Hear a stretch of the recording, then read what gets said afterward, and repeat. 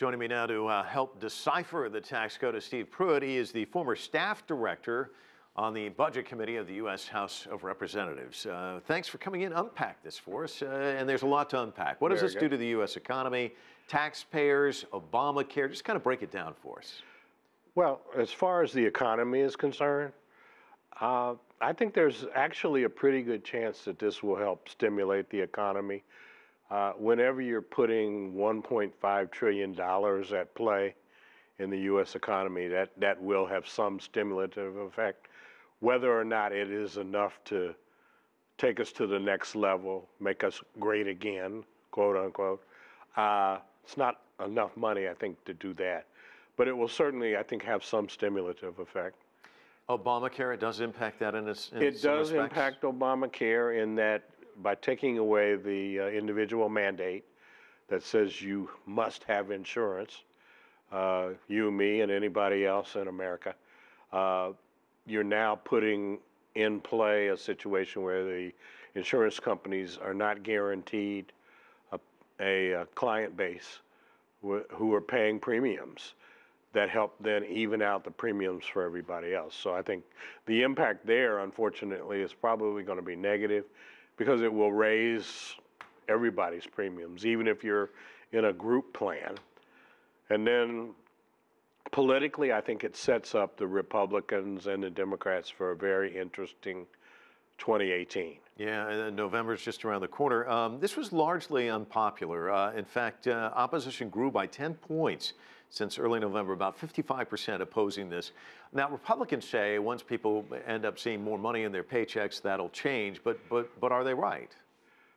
Well, I think that's an old argument that probably is going to have trouble finding reality, in that the way they've done this tax cut by reducing the rates so it will impact withholding, and the amount that they've made for the, if you will, middle income earner and lower, it's not going to amount to a weekly or a biweekly paycheck that shows a lot of money.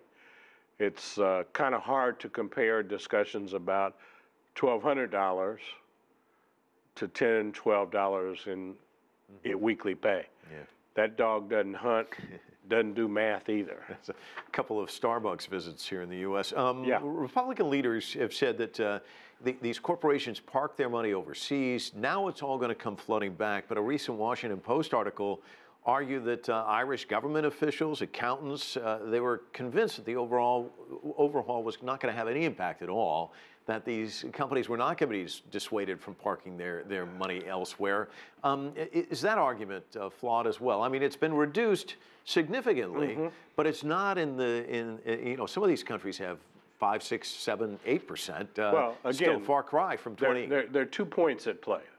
Number one, those other countries have the ability now that the U.S. has laid down a marker to offer companies something more competitive. And the only question is, at what point does it become ridiculous and nobody wins? Secondly, if they bring the money back, there are major questions given even the amount that's included in the amount that's supposed to be repatriated, whether or not that will have any real appreciable impact, because it's just, at the end of the day, and the size of our economy, it's not that much money. Steve, briefly, if you can, any impact on markets, other countries in the world as a result of this? I don't see it having much of an impact, especially as it relates to trade or other issues. I mean, this bill doesn't do anything, if you will, to make the U.S. a more friendlier investment location. You know, our stock market is booming now. Anybody from outside of the U.S. who's looking at investing will make that decision based upon the performance of the market in their particular sector. And, you know, I would only point out that while we talk about a booming stock market, not every sector of the stock exchange is booming. Yeah, that's true. Steve, thanks so much for coming in and breaking things down for us. Certainly appreciate it. You're welcome. Thank you.